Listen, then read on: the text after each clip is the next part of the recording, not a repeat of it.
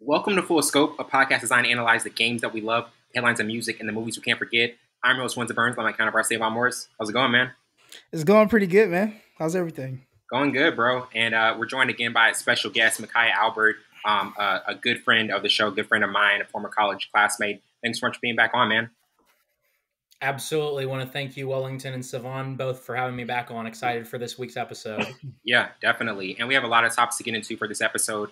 Obviously, some NFL topics, college football ones. Going to do some album reviews in the second half. We're going to do a review of a Snowpiercer. But to start off with Aaron Rodgers being done for the season, and what will the Jets do about their QB search after Rodgers this past Monday night was injured and helped off the field on the first Jets drive versus the Bills. It was announced the next morning that he tore his Achilles, and now his season is officially over. And there was so much just adrenaline at the beginning of that game. It felt like I almost felt like a Super Bowl atmosphere. Like the Jets were super excited for that to happen. And then in the fourth play of the drive, we has the injury, and now it's just like it's one of those moments where literally in the first game this happens for the Jets. Like, to you, Micaiah, like, what did you think about this, and also just how the Jets ended that game, but also they've got the Cowboys, an extremely tough defense coming up, and the schedule is just going to get even harder without their best player. The Jets are cursed. You could just end the segment right there with the Jets are cursed. But yeah. Man, I am so disappointed just because we're not going to see Aaron Rodgers get to see what that team could have become with Aaron Rodgers. So, because now it's just like whatever happens, it's going to be what if Aaron Rodgers, if it ends up being very similar to what they did last year, which is what I expect it will probably be, will be very similar. They're going to just barely miss the playoffs, but they're going to be competitive in a lot of their games just because of how good that defense is. But without the guy at QB, I just don't see how they're going to be able to improve from what they were last year. So it's going to be one of those things where it's going to be a year for the Jets of what could have been. And it's just going to leave us a lot of questions with, man, what would have that offense, what would have Garrett Wilson looked like? Could have Garrett Wilson, taken up, could have he entered the Justin Jefferson, Jamar Chase, Tyreek Hill category in terms of a young up-and-coming receiver with that A-lister at quarterback? Aaron Rodgers revitalized, with another A-tier receiver that he's been, I think, maybe lacking for a while. I know they had Devontae not too long ago, but I think for the past couple years, he's been working with guys, which again, he's made work, but it's been missing that element of, the wow receiver with Rodgers for at least last year, I know. So we're all excited to see what that would have been. So I know it would have been tough with that offensive line. That was their biggest weak spot. And it looks like it came back to bite them in the very first game. That offensive line. But at the end of the day, you can't really blame it. It's a freak injury. Like, that's a routine play, and his Achilles heel just went right there on the field. So it's sad for the Jets, just because I was looking forward to adding them into the discussion of a loaded AFC, and now just with that game in of itself. So that was like what the Rodgers, but that game was insane. I personally feel like the Bills had more responsibility of why they won that than the Jets actually winning it. Again, you have to take advantage of what you're given, but. Yeah. Josh Allen throwing 3 picks and fumbling the ball. The Bills did more to lose that game than the Jets actually did to win it. Again, I don't want to take anything away from the Jets, but at the same time, you do have to understand that a large part of why they were in that position was because you had 4 turnovers. Yeah. So it just was one of those games. Josh Allen, roller coaster Josh Allen, he has his highs and his lows, and that was a low. But going into the Cowboys defense, I think they're going to get eaten alive. Micah Parsons is going to absolutely eat that offensive line alive. Their young secondary is just going to probably lock them up just because I don't think Zach Wilson could get it done. So sad for the Jets, man. It hurts. It hurts here. Yeah. To you, Savon, in terms of what you saw from that game, obviously the disappointment of and just frustration of Rodgers going out that early. Mm-hmm. What did you think about what that means for the Jets going forward, and also just like Micaiah was saying, Buffalo really gave that game away in many key moments, and Josh Allen has highs, has extreme lows, and just could not balance it out. I got like 5 things I took away from this game. One, obviously, Aaron Rodgers is out for the season. Zach Wilson Can he get it done? There's still question marks right there. He didn't really look good because that offensive line, they tried to get Aaron Rodgers, put all the eggs in one basket. Like Micaiah said, it's a freak accident. But you don't have any other movements you can do at quarterback position. You have to put everything back in Zach Wilson. And I think the second takeaway is Breece Hall is back. Breece Hall is back. What a game by him. A lot of those moments were capped by him. Rushing game was working. A lot of Dalvin Cook came in. It was a double head monster, but also the screen game was working well. So that's the biggest takeaway. It's still hope for this team. They're not down and out just yet. They have a good defense behind them. Their front seven, led by Quentin Williams, is a monster, worth every penny that they paid. Absolutely. And three is that they capitalize on the takeaways. 3 interceptions to the same guy, got a big payday. $250,000 in one game, baby. Let's go. Right. So, and the fourth takeaway is they're not ready for Dallas. This offensive line, that freak accident was missed out by a veteran guy in Dwayne Brown, who's 41 years old. What do you think he's going to do against Parsons or Dante Fowler or the list goes on, the defensive line that Dallas has, but the running game I think is going to keep them alive. I think they're going to do a lot of screen game. Zach Wilson doesn't have to do much. I think Garrett Wilson is still one of the top wide receivers in the league that they can give the ball to. I think he's going to be a mismatch for a lot of guys, but don't count him out just yet. There's hope. As long as Breece Holmes and Dalvin Cook is running the ball really well, I think they're gonna survive some games. Yeah, absolutely. And now getting to the Browns domination of the Bengals. Cleveland won 24-3. Sean Watson ran for a touchdown and threw for another. The Browns defense neutralized Joe Burrow and bottled him up nonstop. It was so crazy to see Joe Burrow like that because obviously, didn't play the preseason. There were questions about, was he going to look rusty? And he looked more than rusty. Rusty, all right. Rusty was like, that's an understatement. He had a payday hump. I wouldn't rust, man. Yeah, that wasn't rusty at all. But in terms to you, Micaiah, like in terms of what the Browns were able to do, how dominant they looked the week one, because there can be some week one overreactions, but they really were impressive. Yeah, their defense was just fantastic throughout the duration of the game. Yeah, if the Bengals fans have talked about them being the Chiefs' kryptonite, then they need to look in the mirror and realize that the Browns are the Bengals' kryptonite because Joe Burrow is now 1-4, I think, against the Browns. So, and the only time that they won was kind of in that last end of the season when the Browns had nothing really to play for and their hearts and spirits were broken, and it was in Cincinnati. So take that with a grain of salt too. But right now, again, like you said, you want to be careful with the overreactions. So I will pump the brakes a little bit. I am optimistic about the Browns if Deshaun can put it together, because let's be honest, Deshaun didn't look all that impressive in this game. It was much more the Browns defensive line absolutely took advantage of the ultimate weakness. Like we were just talking about the Jets, their biggest weakness is offensive line. Same story with the Bengals. Bengals' biggest weakness, it has been for Joe Burrow's whole career. Yeah. And they even out and got some more help. I mean, Orlando Brown, former Chief, they went and signed him. Didn't look like it helped all that much against Myles Garrett and company, man, because Joe Burrow was hounded all day. They had that desperation play. I think that's going to stick in a lot of people's minds at the end. And Myles Garrett absolutely ripped through the middle of the defense and just made Joe Burrow literally fall backwards to the side because he's running for his life. So the Bengals really are going to have to put this against and really look themselves in the mirror and figure out what's going to happen, because you can't pay that man all that money if you're not going to be able to protect him. It's going to be a very short career and not money well spent if you can't actually protect him. But to the Browns' point, the defense looks good, but my caution is that defensive line has never been a question mark for me. I'm not worried about the defensive line. They have stocked up on linebackers, and they've been only improving in the secondary. So I'm not worried about the defense. I've got to see the offense take a step forward, all right? Nick Chubb's going to do his thing. He has his entire career since they drafted him. I got to see Deshaun take that next step. I got to see Deshaun return to Houston Deshaun, all right? They have gotten him some good wide receiver help, I thought. So they went and they got Elijah Moore, right, from the Jets.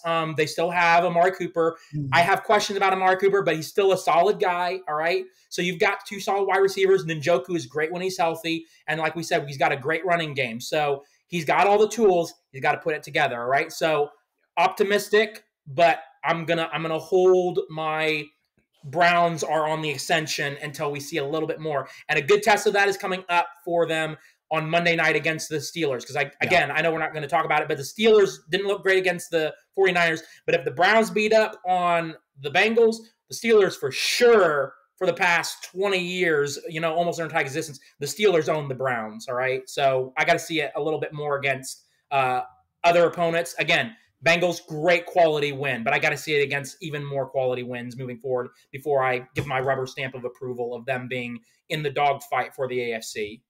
Yeah, the only reason I didn't bring up the Steelers, Micaiah, was because I labeled them the dark horse team last week, and they got trounced. Did you? I missed that part. They got trounced, and I was about to text Savon. I was like, hey, so much for my pick. Hey, it's week 1, and it's against the 49ers, and that defense is ferocious. Hang on to that dark horse pick. I'm still with you on that. They can still make some noise. Savon's like, no, not at all. Not at all, but to you, Savon, in terms of this game, Browns and Bengals, what stood out to you? Obviously, like Micaiah was saying, the defense, we know what they can do. We know how stout they can be, but it's also the question of if they're really going to be elite, the offense has to take that next step to really get to where they want to be. It was the secondary. Most of those, obviously, the defensive line played great. You go against Darius Smith in the offseason. Myles Garrett still looks good. He's doing crossover moves right before the play, and then it causes the quarterback pressure, then the sack. So we know the front seven is really good, but the secondary play lights out. Denzel Ward, Newsome, Martin Emerson Jr. is a Pensacola native, looked really good against T. Higgins. That was a difference maker. T. Higgins didn't have he didn't have a catch. Jamar Chase was non-existent. So this secondary, this entire defense played lights out. And to answer your question about Deshaun Watson, I just don't think he can be that type of quarterback. They've tried in so many ways. Even when he was Houston, they tried to make him a pass it in a quarterback in the pocket type of quarterback. It couldn't work. He's more so better on the run, extending plays with his legs. I just don't think he has that to get over the hump. They had this last year. Obviously, he didn't play because of his massage parlorness. What he likes to do, but I just don't see it. Even with the Houston Texans, he had the weapons there. He had a defensive offensive line there. He had a running game. It just wasn't something that I can say I'm convinced that the Browns can be led by Deshaun Watson. But as long as that defense is looking good, I think they have a shot. And what I'm loving from the NFL, I know I'm just going to put that out there. Defense, everybody's defense is looking pretty good. Yes. Even if they're getting it's not have been like a high scoring game craziness. Well, except for the Giants. But I love the way the defense of the NFL is looking. Well, and one could say with the Giants, that's because of how good the Cowboys defense was. That game was oh my goodness, man. That plus Daniel Jones' ineptitude against the Cowboys in those games. Yeah. So. Definitely. Hey, real quick, did either of you with this matchup between specifically the Browns and the Bengals specifically, any of that starting to remind you a little bit of the Saints-Bucks when Brady was there, how it just seemed like the Saints always had his number and Mike Evans cannot have a good game against Marshawn Lattimore, can't have a good game no matter what he does. So it seemed to be the same thing with the Browns to me. Like T. Higgins, Jamar Chase, excellent receivers. They can't do anything against that secondary. So I just think you have a similar situation of that defense has that offense's number. It's like no matter how hot Tampa Bay was, whenever they met it didn't matter. Exactly. It was neutralization. Yeah, throughout it. And now getting into the Dolphins and Chargers game, the Dolphins won 36-34 as Tua completed 28 of his 45 passes for 466 yards, which is the fourth most in an opener and 3 touchdowns. And I mean, this game, it was like the most entertaining game because it had 2 ties, 9 lead changes. It's so much going on throughout it. But to me, like Micaiah, this is like the same old Chargers that we always see. Like they have the potential to win a game. They don't win it. Justin Herbert, our guy that we want him to be the guy, is just not that. It's still being held back in some aspects in terms of him developing as he should. To you, Micaiah, what did you think about this game? How it ended, and just also how good Tua looked. Okay, one thing, y'all might want him to become all that, but as a Chiefs fan, I'm glad with this. I'm glad with this being the story, man. It's just like it's like Savon with the Bears and the Packers. It's the same thing for me. It's just like the Chargers are going to find a way to choke. Like I'm not worried about it at the end of the No, they are concerning. They play the Chiefs tough, so I'm jesting about that. But with the chart, I don't even know if it's a Herbert problem at this point. It's Staley. Why are you a defensive coach and you cannot stop anyways? You couldn't stop a runny nose if it's just like, come on, man, it's your MO. Do something. And again, I know it's the Dolphins.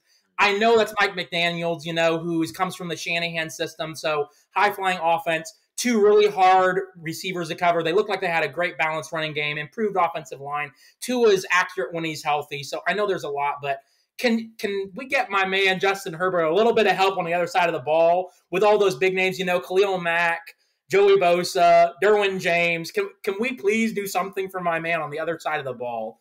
But I think looking at how the game progressed, I do think Kellen Moore is going to help Justin Herbert play better. I did see some improvements on the offensive side in terms of the play design and how everything progressed.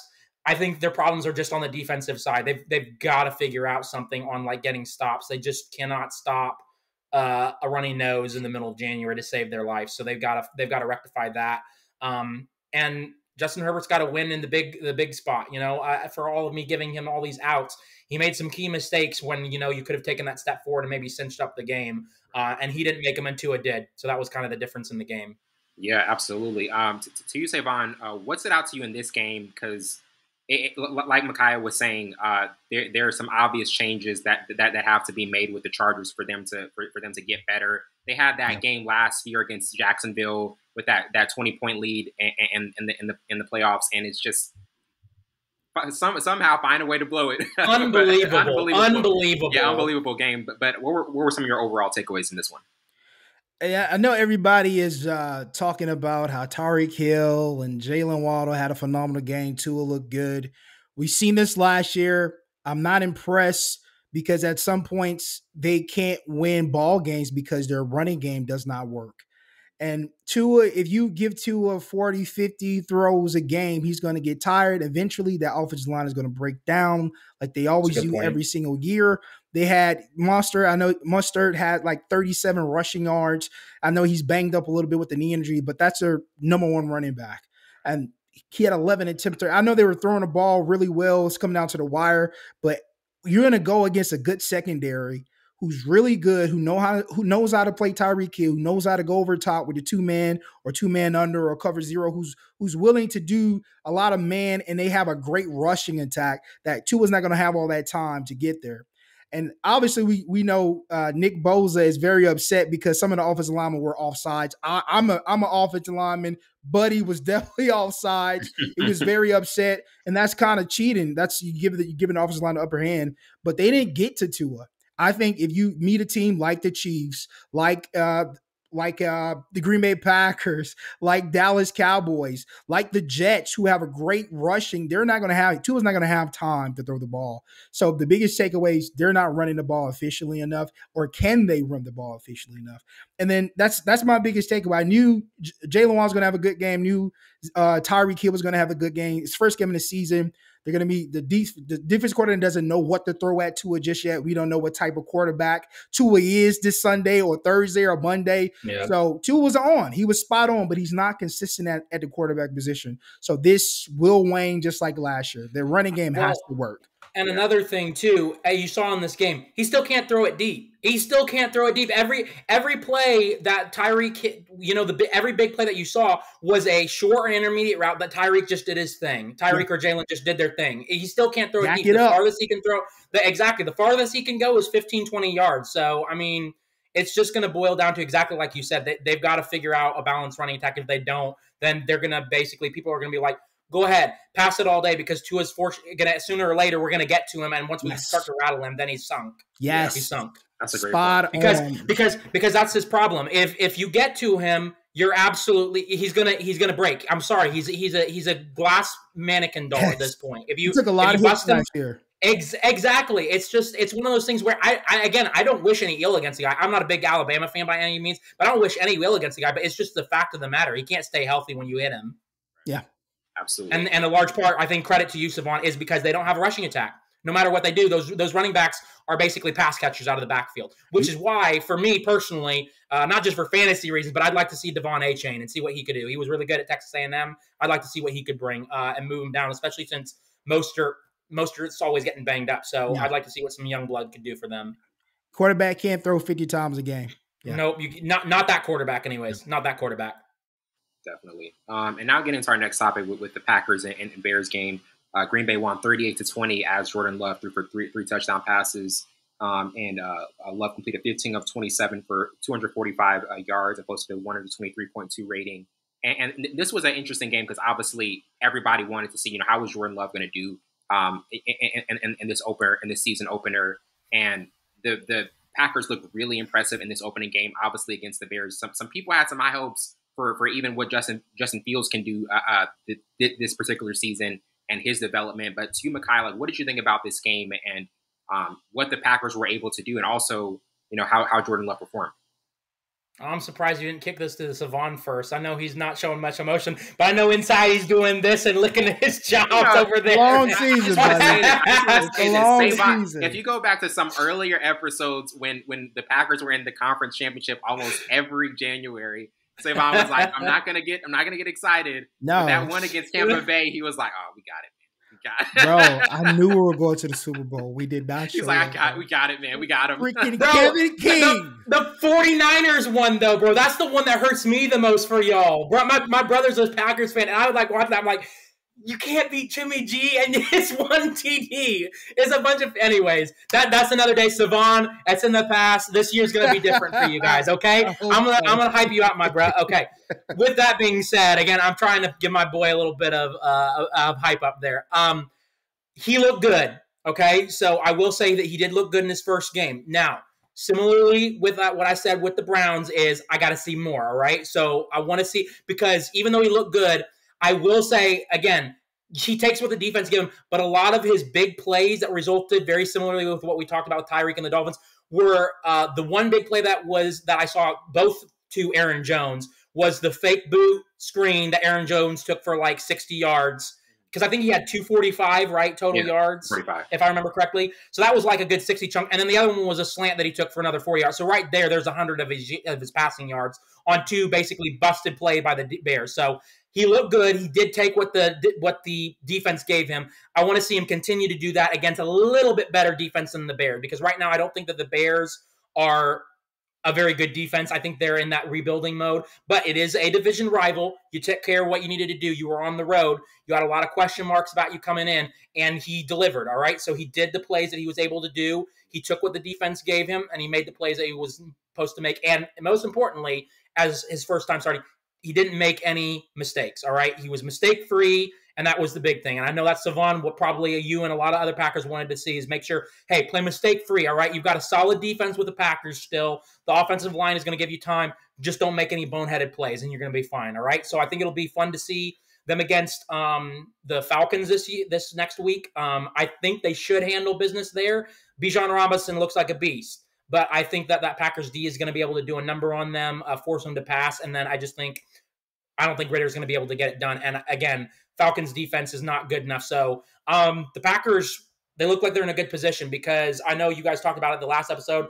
That Lions defense does look improved, but if that offense can't score, it's just going to be, it's not going to be a good story for them. And then you've got the Vikings, who can't figure it out against Tampa Bay, man. So I know Savon was happy about that, I'm sure, too. But it's like, go Baker. You cannot. It's like, guys, just somebody take the division from the Packers. Nobody wants it, though. So right now it looks like it's you guys is to lose at this point now, so long as the defense can continue to stay strong and Jordan Love can continue to play mistake-free, because I think it's going to be very similar to what we're talking about being able for Cleveland to succeed and what you said for the Jets to remain hopeful. Great rushing attack.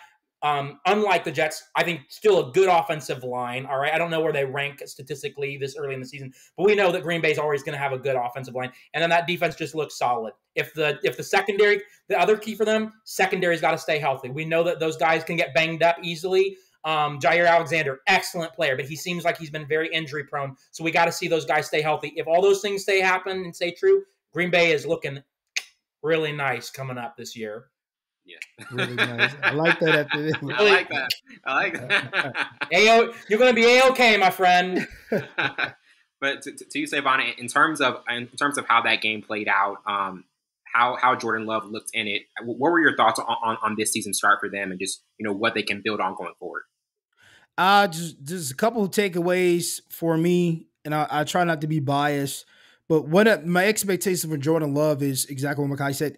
Like, do not try to be the hero. Do not try to be a superstar. Game manage. Take what the defense gives you. Read the coverage well.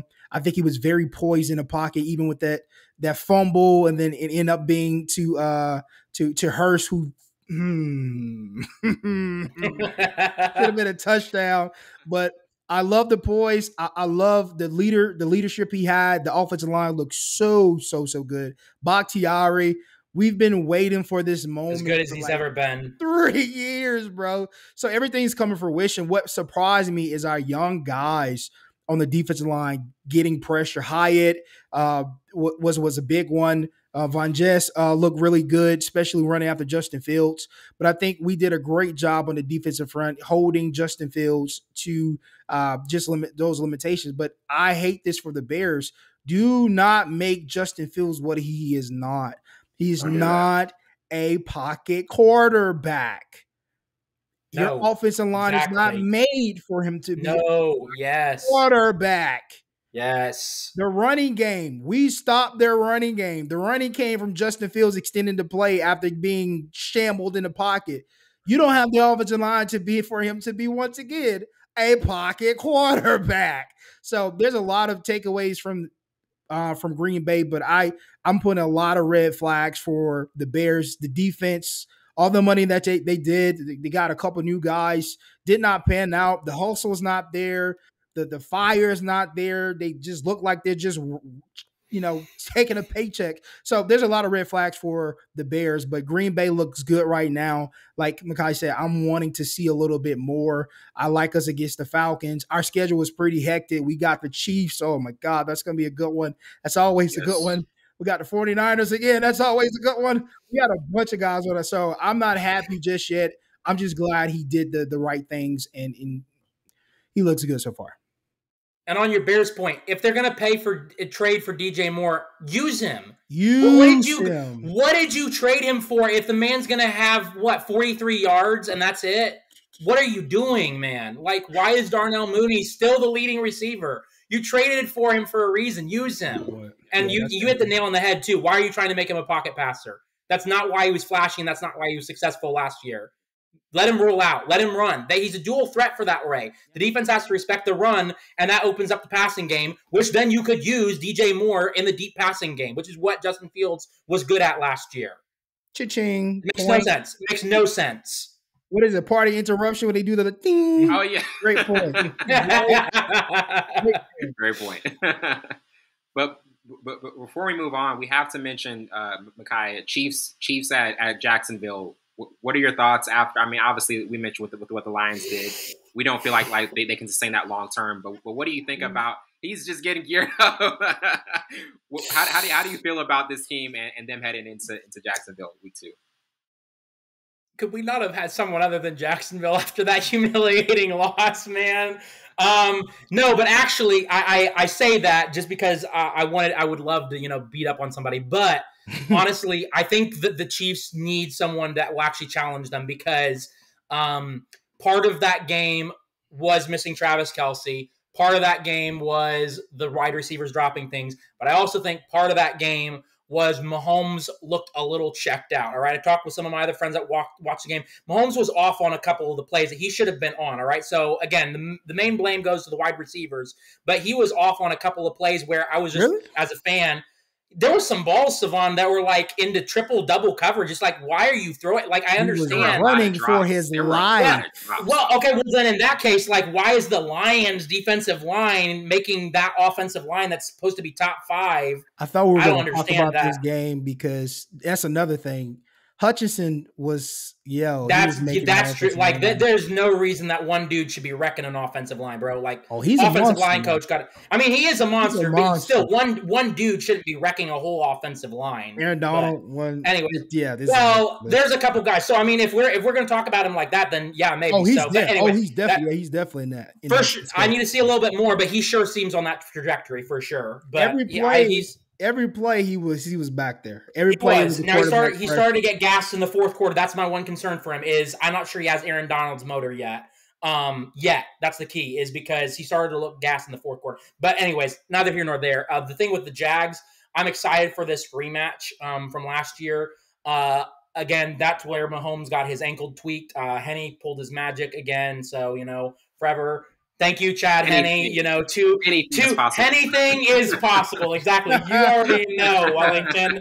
2 huge postseason plays, both of which the Chiefs won the Super Bowl. Against the Browns and Baker, he came in, touchdown drive, did his job. Same thing against the Jags, all right? So that final score looked a lot closer than I think the game actually planned out. They scored a late touchdown to bring it within one score. But that team – I'm not going to hold against Indianapolis playing them tough because I think that was a team with nothing to lose basically in week 1, and I think the Jags might have been looking past them to this matchup. So I am looking forward to this game. I think it's probably the best game in terms of matchup this week.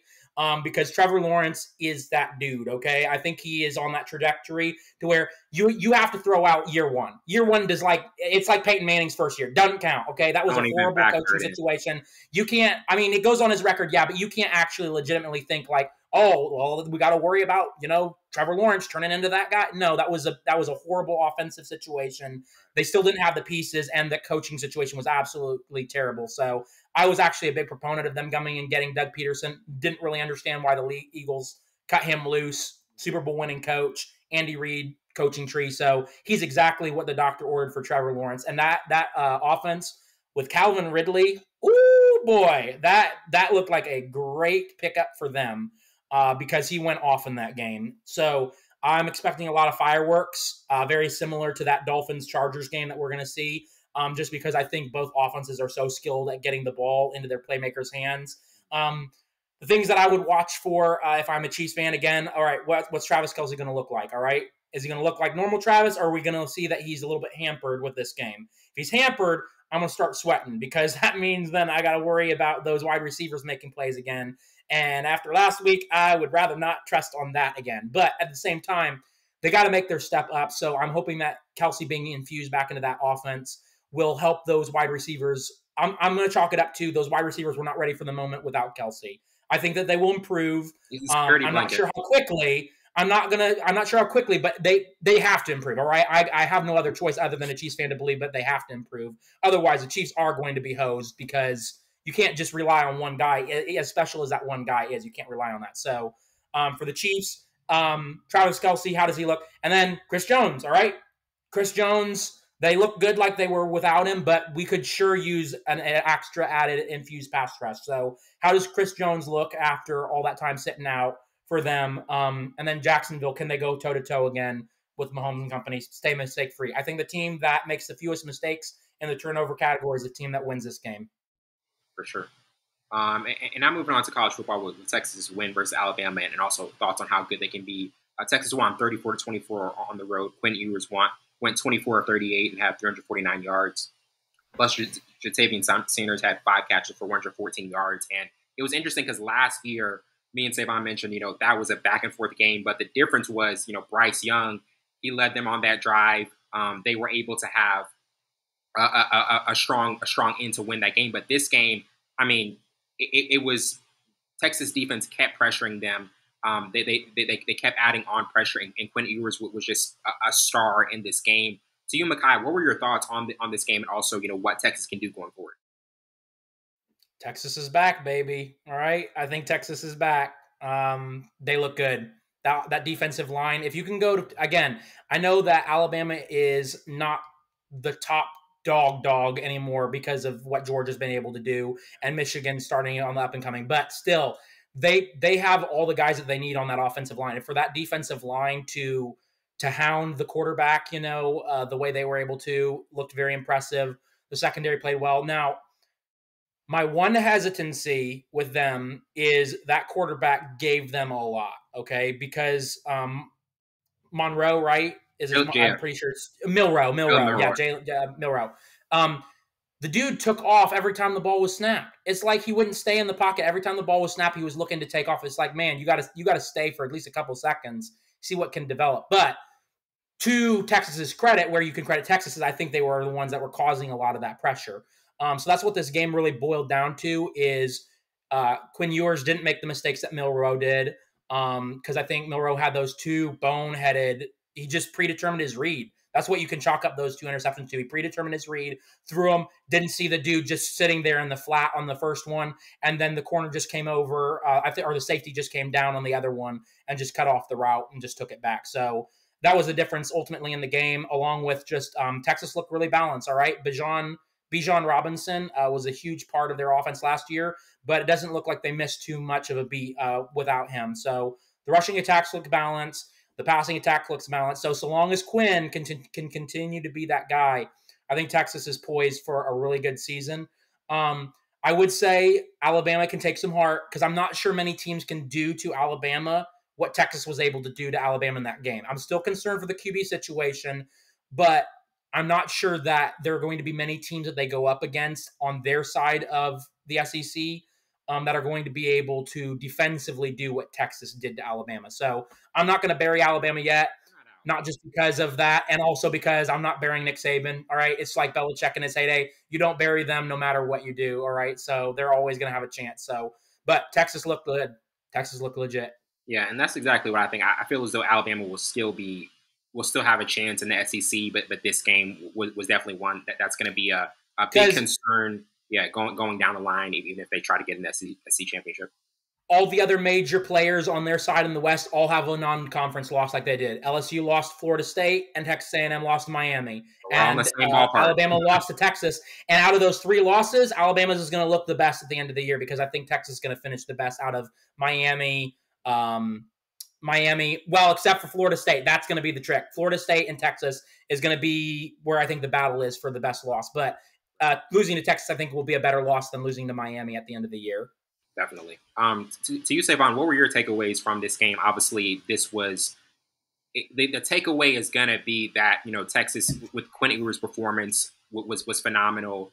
Alabama with Jalen Milroe, he has some developing to do in terms of, not just running too much, but letting a play develop. What did you think about this game and some of the takeaways for both teams? That's the biggest takeaway. Milroe. This is the inexperienced quarterback going in with his first real big game. Obviously, he played a little bit when Bryce got hurt at the tail end of the season, but this is first year as a starting quarterback. And also, they're trying to make him a pocket passer as well. They want him to stay in the pocket a little bit. They want him to use his arm, be patient. But this is not the same offensive line they'd had a year ago or 2 years ago or 3 years ago or 4 years ago. It's a big difference when you have a young quarterback who wants to stay in the pocket but can't stay in the pocket because they're not confident in the passing game, as well as the running game was not working for them. They got away from it a lot of times. This was similar to last year. They didn't score 3 touchdowns until the late fourth quarter after those, 2 ill-advised interceptions and a bunch of, plays that he didn't read the coverage correctly because he's an inexperienced quarterback. They're not making an excuse for him, but that's a big thing in this. I don't think Texas is back. I'm not convinced Texas is back just yet.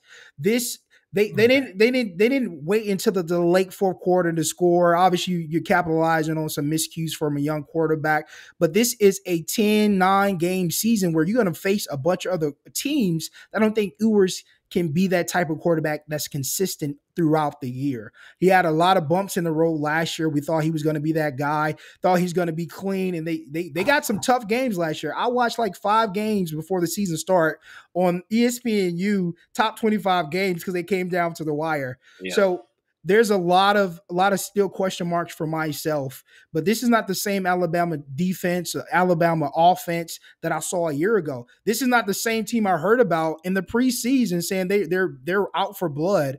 So I'm not taking anything from Texas. They played a phenomenal fourth quarter, but it did come down to that. both defense was going back and forth. Don't say Texas is back. It's I don't. I just can't say that. I just say Texas is back just yet. Every time I see Matthew McConaughey on the sideline, Savon, I always think he was drunk as a skunk. One of Savon's family members met Matthew McConaughey. Oh yeah, my mom did. My mom and bro did. But he was drunk as a skunk, bro. He was drunk. This is what he was doing. Come on, baby. Horns up. Hold him up. Like he was drunk on whiskey, bro. I have their schedule pulled up. So like I'm curious, Savon, where you think that they're going to stumble. So they have Wyoming next week. Mm-hmm. I don't think you're thinking that Wyoming's pulling any surprises. No. Baylor, who's not looked any good on offense. I know Baylor always puts up a fight. But Baylor's defense is really That's true. Baylor's defense. But do you think Baylor's going to be able to do enough on offense to overcome that Texas front? That's a rival game. Baylor and Texas. That's true. Rival game. That's true. It's always going to bring out, especially NCAA. It's always going to bring out noise. They know how to play against Ewers. They almost got their ticket last year. It's going to be a good game. You can keep going. Kansas at Texas. I love Kansas is my second team. Kansas is going to be pretty good. That's going to be a good. They will, but they don't have good enough of a defense to stop that. So that's going to be. Well, I don't know, man. Come on, keep going. We'll see. I'd love it if Kansas can do it. Oklahoma at Texas. This is going to be a good game. Yeah, oh, you think so? Yes. I think that's going to get ugly. It's going to be a good game. I don't know. It's going to be a surprise. I'll trust you. It might be. Again, Red River. Last year, the Red River. So I know last year, Red River. So yeah. Well, I shouldn't say last year because they're both going SEC. So I shouldn't say last year, but last year in the Big 12. Texas at Houston, easy dub. Yeah, I mean that's BYU at Texas. Yeah. Kansas State at Texas. That's the game that I think that'll be interesting. That game. I got to see Kansas State though replicate that on offense though. Mm-hmm. 3. Keep going. Texas at TCU. Oh, really? Really? Man, that's where you and I are going to disagree. I can see all the other threes legitimate. TCU has not got enough this year, man. They got a high offense. They got humiliated by Utah, and you're saying that Utah can't or Texas can't replicate what Utah did? Wait, they got humiliated by the Utah. Didn't TCU played Utah? Oh, that was Baylor. Utah played or TCU played. Was it Oregon? They played a Pac-12 team. I can't remember. TCU played. That's still a high part. Either one. I'll give you. Okay. We'll say 3.5. We'll say 3.5. Okay. Texas at Iowa State. No. That's gonna be a murder. They're gonna have to get CIA, FBI to clean that one up. They love upsetting teams. Sometimes and then game. And then they're end of the year's Texas Tech at Texas. Yeah, and then you got well, we don't know about it, but that's 3 games that could be an upset. See, I would flip with you. I'd say Texas Tech looked better. Their offense looked better than TCU's. TCU looked shaky, man. TCU looked like they missed Max Duggan, and I'm just not convinced. If you lose your starting quarterback from last year, your starting running back, and your starting wide receiver, I just don't know how well that offense can. Well, TCU? Yeah, TCU lost Duggan. First game they put up 34 points.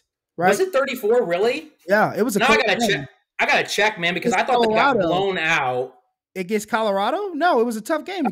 You're right. Yeah, it was Colorado. But so you're saying basically because of how high flying the offense is that they can. Okay, well, if you're right, then it will for sure be a competition. I just think Texas' defense is going to stifle that offense. I'm not sure. Because Colorado, again, I've been impressed with what Hunter's been able to do, but. They don't have all the cats on defense that Texas is going to have. Who did Texas play the first game of the season? They played Rice. So they played Rice. They didn't look good against Rice, which is why a lot of people, I think, we're looking at this game and being close. Once they play against a seasoned quarterback, when they hit Kansas, they got a good dual threat quarterback. And then when they get Oklahoma, he's a seasoned quarterback who's not going to make the same mistake. You're right. You're right. They haven't played anybody quarterback wise, and they still had trouble. Alabama was moving the ball. Don't get it. Yeah. Oh yeah, Alabama was moving the ball. Yeah. Those 2 ill-advised throws, it was still a good game until that happened. And then obviously when you have 75 plays against your opponent who has 62 plays, you're winning me over, Savon. I'm just saying, you're right. You're right. We got to see an experienced quarterback, and you're right. That's a valid point. I'm usually big on experienced veteran quarterbacks, and we got to see that. I think Milroe still had an opportunity. He still had 2 touchdowns, still had 255 yards. There was an opportunity. Mm-hmm. the difference between a experienced quarterback and a young quarterback. You don't give the ball up. Bama hasn't had like a phenomenal quarterback. I didn't think Tua was that great at Bama. I didn't think Bryce Young. They just made sure they didn't make many mistakes, and they had a big arm and a lot of wide receivers. You didn't think Tua was that good? No, look at the wide receiver. That's not the one I'm shocked at. I thought Bryce Young. That he said Bryce Young. I agree with the Tua. Bryce was not that. Bryce didn't. He didn't extend plays. He was not a running quarterback. Seriously, bro. He was not a running quarterback. He was a pocket passer who relied mostly on that great offensive line. He barely got touched, and he had a lot of great wide receivers who take the top. Every wide receiver, when he was there, can take the top off. Not last year, though. Not last year. He didn't have a single guy that you would know for last year. What? Last year, he didn't have a single wide receiver that anybody would know. Last year. Are you sure? Yeah. Last year? Boy, because, all right, Wellington. I'd have to check, but I'm pretty sure there was nobody of note last year in the wide receiver. Which was the real reason why he had, like, no help. And he had Gibbs, who was a dual threat running. I'll give you Gibbs, but that's the running game predominantly. No, he was good in the out of the backfield. Yeah. Yes. Okay, I'll give you Gibbs, but there's nobody at wide receiver. It's gonna show when he's in the NFL. First game, he didn't look really good. He didn't. Well, I mean, but you can't judge him off of Carolina. Carolina is a crap show, man. I mean, he's a starting quarterback. Well, but that's his team. But he had no weapons there, man. They got nothing on offense, and that offensive line is doo-doo. All right, Savon, most intriguing week 3. Adam Thielen's not good, I guess. Okay. All right. He's old, man. He's too old. I love Adam Thielen, but he's too old, man. He's too old. It's too old, man. Most intriguing game. Okay, let's get it down here. Tennesse-Florida is an interesting one.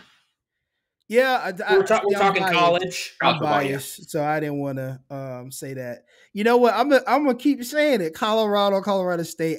What Coach Norvell said. I think they're gonna put up 60 against these guys. Only 60? Only 60. They're going to take guys out at the tail end. So I think you're going to put up 60, bro. You going to put up 80s, 70s?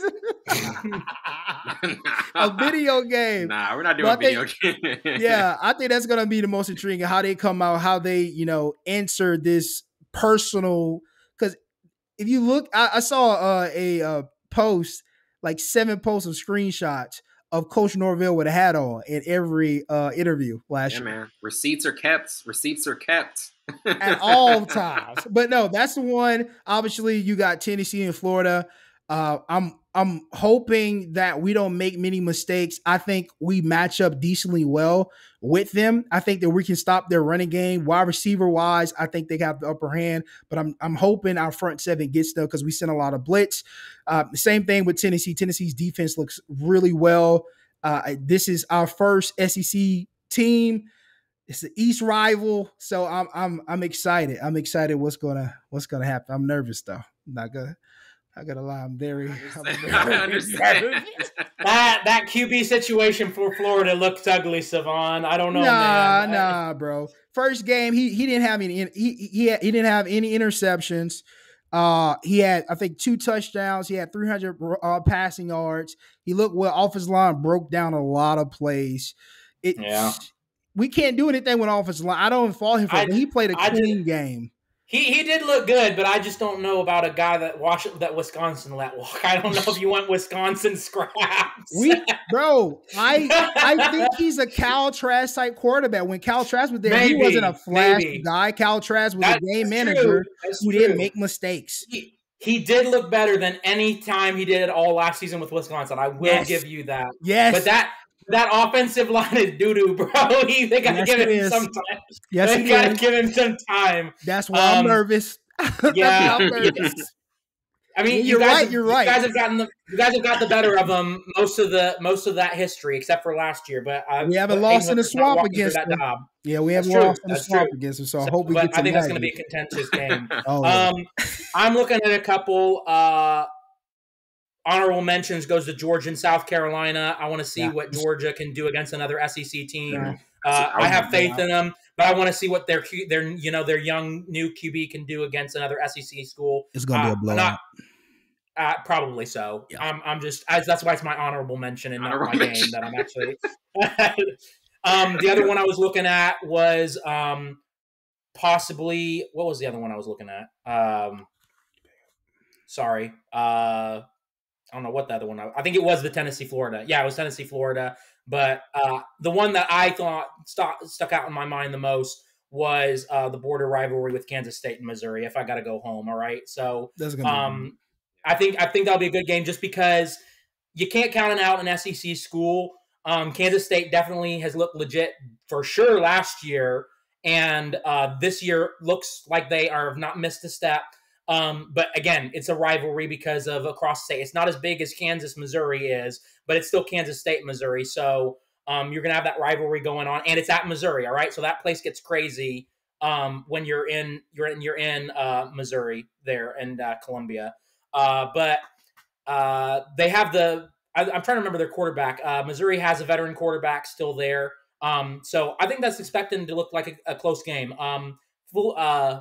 Kansas State should be able to win it just because I think overall the personnel is slightly better for them. But with it being on the road, I'm expecting it to be a really good game, especially with it having that cross-state rivalry going on. Wait, how can we forget about Mississippi State and LSU? Mississippi State is undefeated. LSU's ranked 1-1 coming. Yeah, so I think it's going to be a good game too. Just wanted to mention that. Oh, really? Ah, man. I mean, Mississippi State does still have their dude, so I just don't know without that coach, that one's going to hurt. So maybe they play with a little bit extra fire. Yeah. And it is at Mississippi State, so you can't ever count another SEC school against SEC. So I don't think you're wholly wrong on that. Absolutely. And now moving on to the Team USA's into FIBA World Cup. They had two disappointing losses at the FIBA World Cup, 113-111 versus Germany, then 127-118 to Canada this past Sunday for the bronze medal. And, for the 2024 Paris Olympics, obviously it's going to be a much more star-studded roster with LeBron, Steph, and Katie likely heading it up. And there was a report by Shams that, LeBron, he assembled the Avengers. He's like, hey, man, we can't go out like this. we got to get everybody, which, I mean, everybody was going to play originally, but LeBron has to kind of paint a certain narrative to head it up. But right. To you, Micaiah, what have you thought about what, Team USA's issues and also how the 2024 Olympics is going to be with I think it's going to be an amazing roster. They're going to make a documentary about this. It's going to get a lot of eyeballs. Thanos is assembling the Infinity Stones into the gauntlet, all right? And they're about to get activated. The discussion, was last week was on the viral comments made about, world champions. Not a good look for us following that up. I'm not going to lie. I think it just boils down to, I don't know that they have the veteran presence is why. So I'm looking at some of those teams. I'm not sure that they have that experience. We talked about a couple other times, the three of us, about the world in general starting to catch up in the basketball realm and become more competitive. So I think that's why you're seeing these games start to get a lot closer. And I think they can attribute the reason it's so close and that they're not finishing is, again, they just don't have that veteran leadership to actually have a closer. And so I think that's what they need. So looking forward to the Paris Olympics. I don't think that's going to be a question. All right. I don't think they're going to have any problems with leadership and guys that take clothing shots. So I'm with you, Wellington. If it's LeBron's last ride and with the Olympics and a lot of these other guys' last ride because it's every 4 years, and they may just be done with it, I think this is the way to go out. So I'm looking forward to what the USA can do in the Olympics coming up. Definitely. Savon, to you, what have you kind of thought about some of the issues with Team USA? I mean, obviously, younger players, not that veteran leadership they're used to having, and then obviously the news of how this roster will look in 2024. Yeah, that was it. The veteran leadership wasn't there. We saw a lot of guys. Some of these guys, if they had to try it out, they probably wouldn't have made it. But you look at that Germany USA game, you look at all the leading percentage, field goal percentage they was leading, 3-point percentage they led, free throw percentage they led, total rebounds they led, assists. So it's a lot of things, a lot of categories that they led in. It just came down to the wire. And I think they matched up really well. I mean, Germany really matched up really well with them. It was just like, not their time. But I do think if veteran leadership was there, I think it would have been a big difference. But here comes LeBron James. Here comes the rally. So I'm interested. Yeah, I'm interested how is it going to be next year? Will it make a difference? Will these other countries still put a whooping on USA? It's going to be interesting. LeBron James and all the company. Now I don't want to say LeBron James' name first. Stephen Curry and company. No, I'm joking. I love LeBron James. And I think it was the coaching too. I don't think Curry is a coach that can bring a lot of guys together and be. Yeah. Coaching Edward, he should have started. He would be in my starting lineup. That's your dog. Yes. I think. Talking about starting lineup. Who? Edwards. Oh, you wasn't in the starting lineup? No, he was coming off the bench. No. He was suspect. That's suspect, man. And he's your leading scorer both times coming off the bench. Yikes. Yeah. Kerr. I don't think he's not that Coach K that can bring LeBron James, Kobe Bryant, Dwayne Wade, all these guys together and play. He can't do that. Kerr can't do that. And I think even if we're talking about coaching, I'm not saying Kerr is a bad coach, but I think Mark Jackson is the reason why the Golden State Warriors is the team that they are, because he built that team high key before he got let go. He built that team. So I think Kerr we got to highlight and talk about, is Kerr that good of a coach to lead this type of players? And evidently he's not. I think none that's of these a big coaches factor are as good as the White Snowman. None of these coaches are as good as the White Snowman. Come on. The White Snowman, man, Greg Popovich, baby. The great White Snowman. And somebody was talking about Greg wasn't. He's not a good coach. You're out your. I saw that. I saw that. I think it's on Gil's Arena. Yeah, talking about Greg Popovich. It's the system. Who you think created the system? He'll get some new co-hosts. Come on, man. Yeah, bro. You got the dumbest people. Man. We're reaching. Come on, man. Greg Popovich is top 5. Yes, easily. Dead or alive. At least. That might even be generous. Like, come on. Top 3. Might be top 3. Might be top 3. Okay, since we all here, I got Phil, I got Greg, and I got Pat. That's my same one. I'd probably go with that too. Yeah. That's a nasty 3, bro. Ridiculous. I mean, you looked at who they coach. That's why they're the best. You see what they were able to produce and how they were able to keep all those egos in check, and especially with Phil. That's why I think we would all agree that Phil's the greatest, because he did it with 2. He did it with 2 superstars and 2 teams and 2 separate teams. That's so crazy. Both, Lakers and Bulls, cream of their crop at the era that he was coaching them. Definitely. So.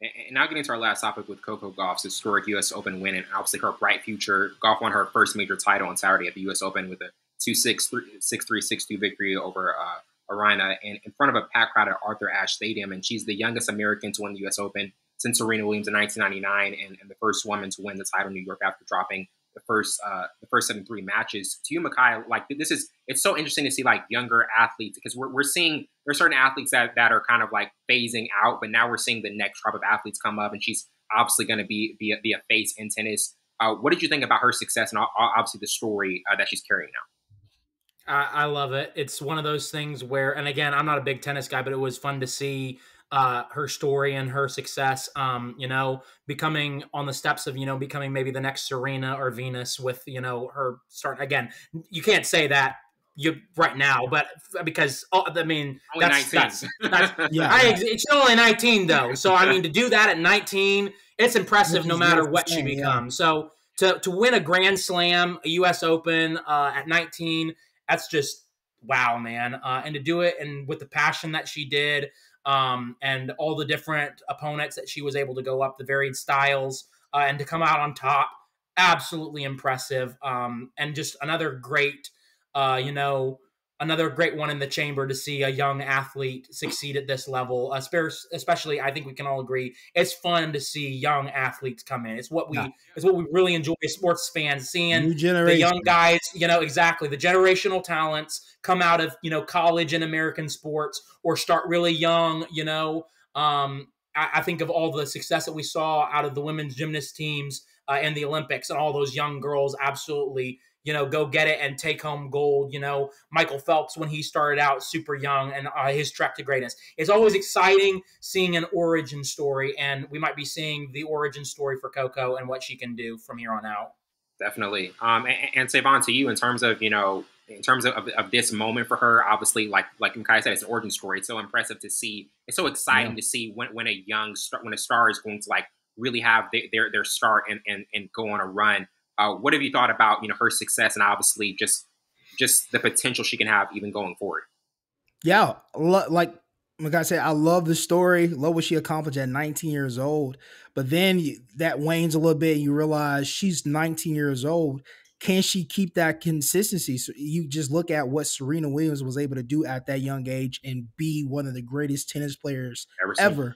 Yeah. Is she that same caliber? Yeah, consistency. Is she that same caliber of player? I hope she is, but only her story is so far from finished and has a lot of things that still have to be written in stones. But right now, enjoy the moment. 19 years old, big money, still staying with your parents, collecting a check, probably don't have a car, probably riding bikes like J. Cole.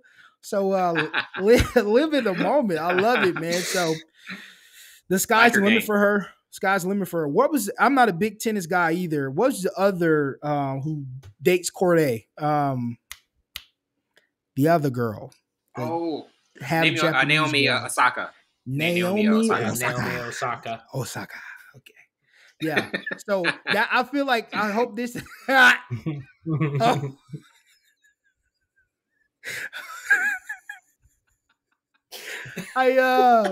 I hope they turn it to not like a bad rival, but just like a competitive rival in the sport to bring that, because I think tennis needs it. But yeah, she got a bright future. Yeah, bright future ahead of her. Definitely. Well, Micaiah, thank you for being on, man. It's an absolute pleasure as always. One of our most intelligent guests. He can school us sometimes in many ways. Thanks for being on. Yes, indeed. Bro. Thank you guys for having me. It's always a pleasure. Hope to see you guys soon. Definitely. We're going to take a quick break and we'll be right back.